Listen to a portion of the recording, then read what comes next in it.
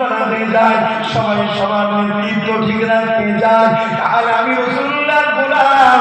আমার দ্বীনের বিরুদ্ধে যে বলবে, আমার কোরআনের বিরুদ্ধে যে বলবে, আমার ইসলামের বিরুদ্ধে, আমার মসজিদের বিরুদ্ধে যে বলবে, তার বিরুদ্ধে তো আমাকে বলতেই হবে।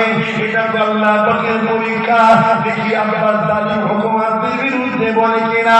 আজকে অনেক মুফতি মৌলানারা বড় সুর দিয়ে ফেরাউনের বিরুদ্ধে বলে, নমরুদের বিরুদ্ধে বলে, এজিদের বিরুদ্ধে বলে। এ মৌলভী সাহেব, কেন তোরা মুরিদিদের বিরুদ্ধে বলিস না?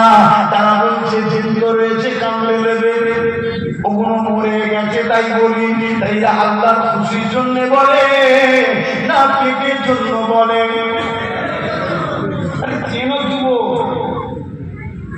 ভালো জিনিস বেশি খেতে হয় না, খুবই যথেষ্ট। 50টা বলো না, কাকে নিয়েছে হইলে করছি। দুটো দিনের পক্ষে কথা বলার সাহস নেই, দিনের দুশ্মনের বিরুদ্ধে কথা বলার সাহস নেই। তোমার বলছি সুলামা, একটা নবী দেখাতে পারবেন জালিমের পক্ষে ছিল? একটা ইমাম, চার নবী দেখাতে পারবেন জালিম শাসকের পক্ষে ছিল?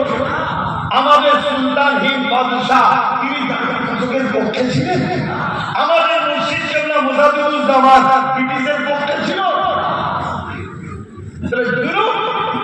আর ইনসাফ, এই দুটোর মধ্যে ইনসাফের পক্ষে আল্লাহ, ন্যায়ের পক্ষে আল্লাহ, ইনসাফের পক্ষে, ন্যায়ের পক্ষে নবীরা, জুলুমের পক্ষে, অন্যায়ের পক্ষে শয়তান।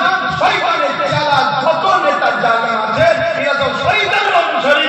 এদের পক্ষে যাওয়া নবীর উম্মতদের যাবে না হারাম। এটা নবীর ঘরে আওলাদ হিসেবে নবীর উম্মতদের বুঝাবার দরকার আছে না?